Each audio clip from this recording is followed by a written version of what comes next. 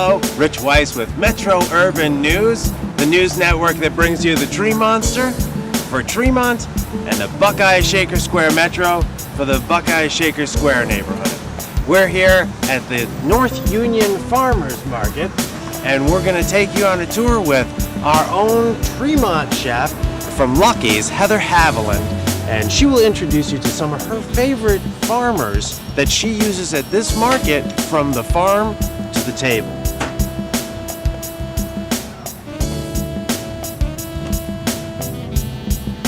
Hi, my name is Heather Haviland. I'm the chef and owner of Lucky's Cafe in Tremont. We are a restaurant that prides ourselves on being a farm-to-table restaurant. We use as much local product as we can possibly put our hands on, and we grow some in our right outside our doors. The North Union Farmers Market has been our source for farm fresh goods for 12 years, I think now. This is Emma Anderson. She's the North Union Farmers Market General Manager. Yes, there we go. Did it. And she organizes all the farmers, which is no small feat. They show up as early as, what, 5, 4? We usually get here around 5:45, and that's when everyone starts setting up. Yeah, Crazy. so they get up hours and hours earlier. Some of them even pick day of. So some of these guys, they're a little grumpy. They may have been up since 2, but yeah, they are very, very hardworking people who work hard to get us really good food. Definitely. Yeah. As a chef who is here on a Saturday morning, you know, a lot of chefs will say, well, I can't really do local. I can't go to the farmers market because that's after a really long night. And there are certainly Saturday mornings where you feel that way, but then you start thinking of the farmers, and like she said, there are farmers who are literally waking up at 1 and 2 in the morning to go and harvest products that I'm going to be cooking with and serving the next day. So how can you complain about needing to be here by 8 or 9, or me 10, to get the best possible quality ingredients when that's what they're doing? This is their livelihood, and it's really our commitment to supporting them. But as a chef, we also win because of the quality of the product. So, yep. And so when we're going to walk through the market, and we're going to introduce you to some of our favorite farmers. How many farmers are here in the peak season? We can get it up to 80. 80 yeah, farmers. so we're really lucky to be in Ohio and work with so many awesome farms, and they do an amazing job. And lucky to have chefs like Heather who really support it. And you know, the customers buy, but the chefs buy in bulk, and it's a nice thing to know on a rainy day. Heather's still going to come out. You know, not all the customers might make it, but Heather will be here. So great. That's really Tell nice. us a little bit about the history of the Union Farmers Market. North Union has actually been open for 20 years now at Shaker. This is our 20th season. We're going to have a big party next year. But yeah, so we've been here long term. This is kind of our queen market of all of our market locations, and we just love the Shaker Square, Buckeye neighborhood. And we are a nonprofit, so we really try and make sure the farms sell the whole truckload. That's really our mission, and chefs like Heather help us out with that. So, Emma, how many in the peak of harvest, how many North Union Farmers Markets? I know that during the week you can go to so many different locations. Yeah. How many different? We actually have 8 throughout the season, all in Northeast Ohio, most in the Cleveland area. So Amazing. 8 farmers markets during the summer, and then 2 locations during the winter. So we are a year-round outfit. Shaker's open all year except for 3 dates. So, you know, we take off Christmas and Easter and New Year's. But other than that, you can find us here every weekend. We'll always be here. Yeah. Okay. She'll take care of you. This is Mick, and he owns Covered Bridge. How you doing? He does cornmeal. We buy a lot of vegetables from them. In the fall, we buy a ton of squash. Last week we got 18 pounds of spring onions. Spring onions. He's one of our favorite farmers. Potatoes. We do a lot of potatoes, fingerlings, Yukons, white potatoes, red potatoes, blue potatoes, and fingerlings. And they have a pecan farm as well. So in Arizona. yeah. So we go there, and then we bring back pecans with us. I mean, there's nothing like it. You know, Saturday mornings, we're open right now, so it can be a little stressful to be away from the kitchen, but as a chef, there's nothing like if you order from a regular, produce company versus, I mean, you see the fresh stuff. It's like, this is fresh asparagus. We have in our omelets today. There's nothing like working with fresh ingredients. It doesn't taste anything alike. And actually knowing the producers and being able to talk to them about what's coming up in season, what we can expect. It's a good relationship, and I like to give him a hard time. So, and he does it right back. So, we have all that worked out. Actually, we took some of our fingering and our potatoes that we raise out to Arizona with us, and we also took some of Millgate's bacon, and we had some left over to season, gave it to friends to take care of our house, and they had the bacon yesterday morning, and they said they've never tasted bacon like that before. Absolutely. And so when you go from the store to this market, you're gonna have tastes that you've never tasted before. Yep. One tastes like salt, and one tastes like cured, beautiful meat. And there's no difference. It becomes something that you're incapable of buying crap food anymore. It's literally like you can't do it, So, yeah. Good? Good. All right. Thanks, lady. All right.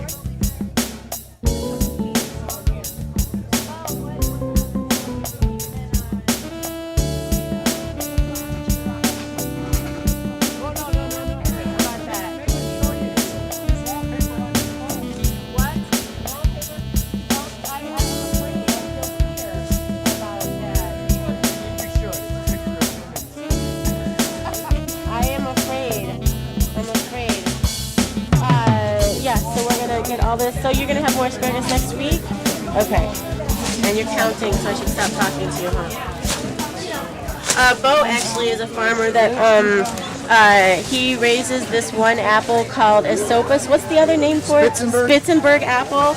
And we've worked it out in years past where I try to buy every single apple that comes off of the tree. Because there's no other apple like it, absolutely, on the planet. Thomas Jefferson's favorite. Is that right? Yeah. I did not know that. Yep. You said something about Thomas Jefferson? Thomas Jefferson's favorite apple was Esopus Spitzenberg. He grew it at Monticello. Great. It literally is the apple when you taste it. The texture and the flavor that's like what fake apple flavor aspires to be. Like if you had a Jolly Rancher, that tart, sweet, it's all of those things like in an apple. Crunchy, amazing. Virginia, this is Bo. Hi, Bo. What's This, that? I just wanted to introduce you to Virginia. She's my pastry chef, and she normally does all the hauling. She does all the hard work. I know. Yeah. It's good for me. I'm very excited. Where are we at to so far? Okay, we're still counting. I like it. 8, 9, 10. I'll do $3 Perfect. pound. We're at 30 there. All right. 33. It's like a rolling rock bottle. 33, perfect.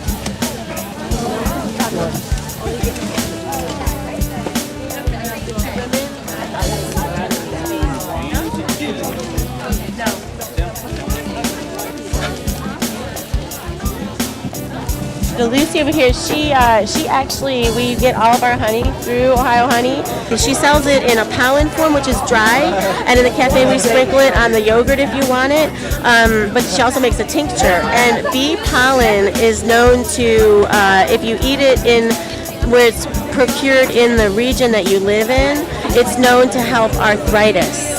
So, I mean, and there are treatments where doctors will actually have to enclose people with bees to intentionally sting them to help with arthritis. It's insane. So we're gonna go say hi to Lucy because she's crazy cool, and we need to get some tincture. So she normally drops off our honey, but yeah. Are we on TV? Yes. How are you? I'm good. How are you? This is the Ohio Honey lady. Yes. Hello. And, Nice to meet everyone. I was just telling them about bee pollen. Yes. I don't know if you can tell them anything different about benefits of bee pollen. The health benefits of bee pollen are too numerous to mention, but I will give you a touch of them. First of all, bee pollen is full of vitamin B's, no pun intended, actually it is, which is your energy vitamin. And you take this, it comes in its dry form, and that way you can carry it with you. You can have a teaspoon in your hand, pop it in your mouth, drink some down, in about 20 minutes, you're going to feel a nice feeling of well-being. Not a jittery caffeine buzz or anything like that. You just feel good, and that's from the vitamin Bs. Not only that, our pollen is full of vitamins, minerals, antioxidants, keeps you healthy, builds up your immune system, also known to lower LDL cholesterol levels. And the benefits with arthritis, that's what I was telling them about. Anti-inflammatory. Yes, anti-inflammatory. Anti-inflammatory. It's remarkable. And I wanted to get one in tincture form because Yes. when a cold is going around, we give them tincture in the morning. Yes. And that's very good. Now I have two kinds, Heather. Yes. This is the elderberry that you picked, and that's very good because one, it tastes better, but the elderberry immune capabilities are remarkable. Let's try that. So that's even better. Okay, perfect. So you've got that, my dear, and Perfect. thank you very much. And let me put it in a nice little I can put it in my happy bag. I bag. can put it in my bag. That's okay. Oh, it has to be yay. official. I like it. So we'll give you that. And we are so happy to see Lucky's Cafe here today and One of my company. favorites. She's one of my Yes, favorites. indeed. Love.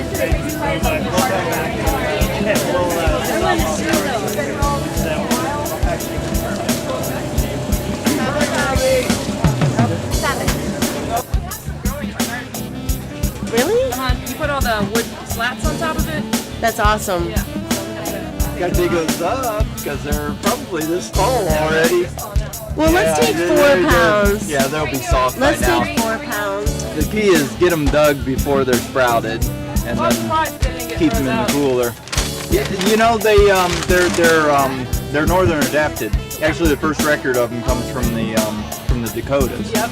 So you know, they can put up with pretty good But I didn't cold. dig them up. Do you think that they'll still produce? No, at this point they'll be soft, but they'll keep coming. They'll keep coming. They'll grow again next year. In other words, no, they'll produce a new They won't produce it this year? Well, for next winter. I mean, they won't be immediately available. They set roots late in the summer. Yeah. You know, and on into the fall. Right. I actually dig them all winter. I just leave them in the ground, let them freeze. The problem was I still have them now because well, here I'm going to pour these in. This is going to take forever. 5 pounds is a lot of these. If you don't mind. No, I don't mind, mister. And this is all the other mushrooms that you have are out? Pretty sad, huh? No, it's awesome. We'll take baby shy text then. We're busy. Baby shy. You're going to be able Back to in there. invoice me. I am going to use Can I this. help you in some way? No. I can be helpful to you other I'm than as giving you a hard helpless time. as could be.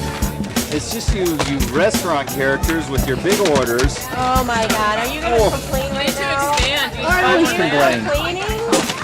Oh, this is hopeless. We actually went out to, it was funny, when my husband and I first were dating, we went out on our way to Columbus, we stopped off at this farm, and I thought, oh, we're just gonna, see the project and see how the mushrooms are grown, and I thought that's gonna be, and I'm all dressed up to try to, and then he decides to take us on this tour to get, what we're getting, chanterelles, hunting for what we even grow, yeah. Do you remember? Tom, do you remember what we were hunting for? Chanterelle? Yes. So of course it's this crazy hot day. He has us up in mud and so I'm covered in sweat and mud. I mean, it was amazing. Well, it was You know. actually rather cruel because the first Cruel. thing. He admits it. He It get it was. on film. Yeah. Well, I drove you across the valley, but then we went straight up. Straight up, fat girl. Straight up. Yeah, Literally trying straight to up, impress. Yeah. approximately 250 feet. Yeah, I really didn't like And it Heather at at the top of the hill was huffing and puffing, and all. I was like, "Are you okay?" And she was like, "What's this orange mushroom?" What Is this it? Orange Is this it? mushroom. Yeah. That's so funny. Yeah, first time loving him. Can we have these? Oh yeah, of course you can. Of course you can. Nice guy, huh? Hey, Yeah. Hey. Yeah. No, but we did learn a lot. I mean, he You has gotta an amazing place You gotta where earn it, baby. you learn how he mixes the mushroom spores in these big churners in with the hay, and then fills these the big black bags and hangs them, pokes holes, and then you go to the barn and you see all these mushrooms. It's insane. It's a pretty cool thing. It's a pretty cool thing. Yeah.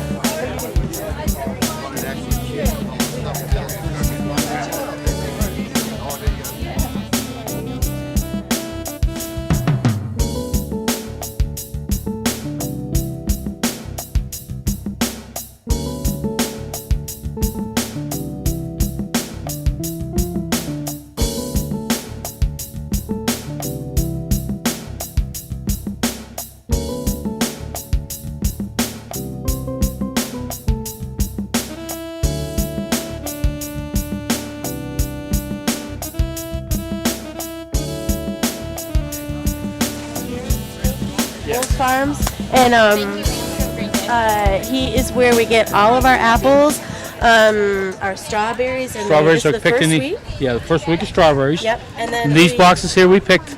Had them full this morning. We got here early in the morning, but they were gone by 8:15. And next week we'll have 4 times this because we're just starting, and then Heather will be able to get a few. And strawberries, we got a little bit, and they're amazing. And peaches, we normally get 4 or 5 bushels of peaches every year, every week.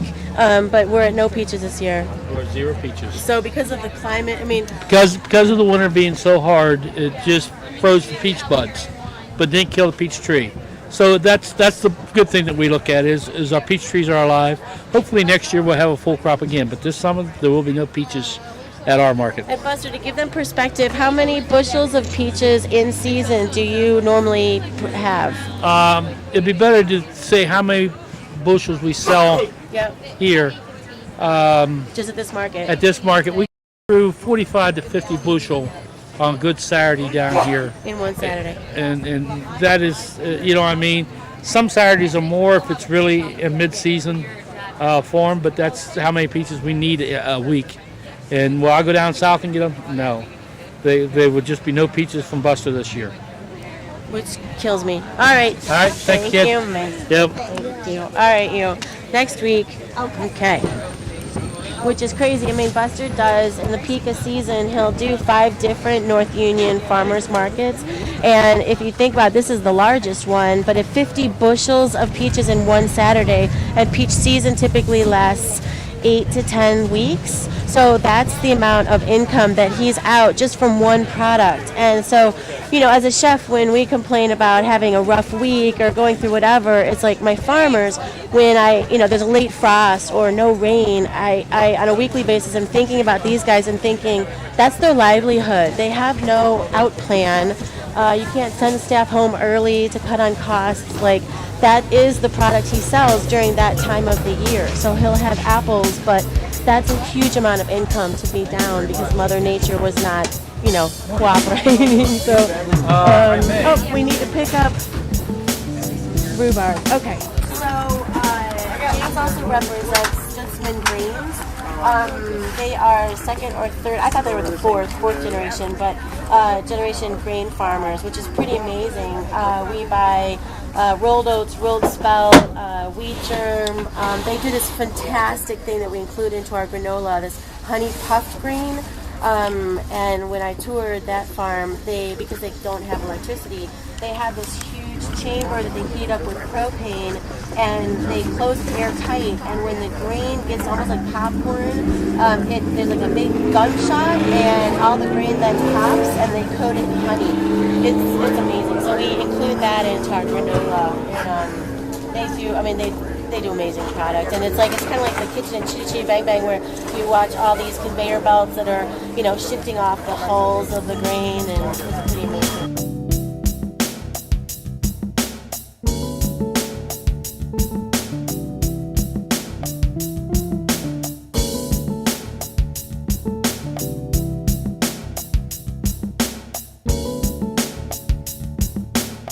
We're like a co-op. We're an organic co-op. And we work with a group of family farms. A lot of them are Amish, not all of them, from Wayne and Holmes County. And we can do more working together than we can individually. If everybody came up here separately with as cheap as gas is, it wouldn't pay. We can pool our resources, and only a few people have to spend their Saturday in Cleveland, and everybody else can be on the farm doing what they love to do and doing what they're good at. Well, everybody can't be everywhere at once. That's why you have a She-Ra. Can we get a copy of the newspaper? Are you going to give me invoice? Yeah.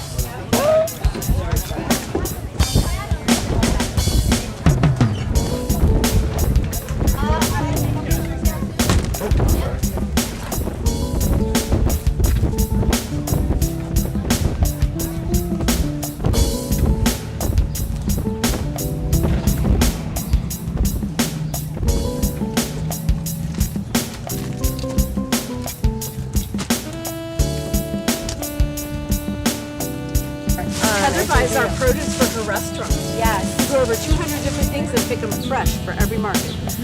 Things like Oh, tomatoes, peppers, like 10 kinds of lettuce, 3 kinds of kale, asparagus, all kinds of melons, like 6 or 8 kinds of melons, broccoli, cauliflower, 7 kinds of potatoes. I mean, lots and lots of things. Squashes in the fall. Yeah, the squashes. Yeah. When we come on Saturdays, we typically haul, like in peak season, 8 racks like that. Yeah, like full of bushels. food. Yeah, full of them. Like these here will hold a bushel, and she gets a lot of her things in the bushel baskets. So, because we sell to a lot of chefs that are really, it's important to them to have fresh and local for their customers. And it tastes so much better. It's like on your reviews, so many good reviews about how much better it tastes. Yeah, absolutely. And all the vitamins and minerals. Yep, absolutely. Awesome. Did we already pick up Your rhubarb is on the other side of the truck, and Okay. Jacob's ready to help you load when you're And set. I wanted to add just a little bit of lettuce to it.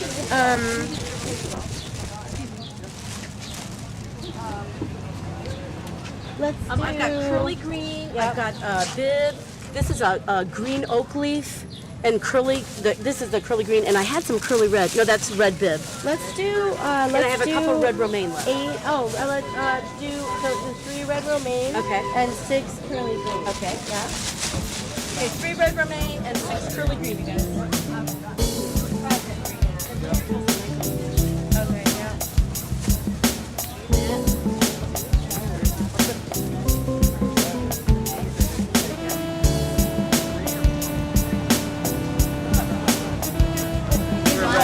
Red bib. We'll take red bib, that's okay.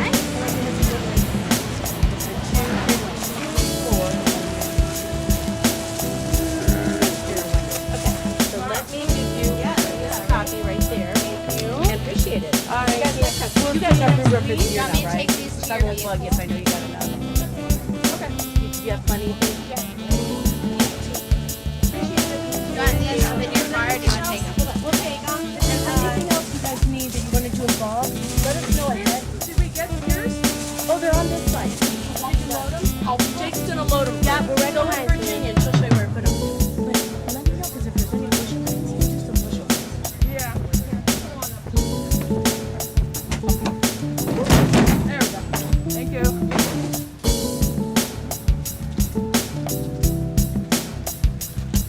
You're from New York too? no, I'm from Detroit. Oh, Detroit.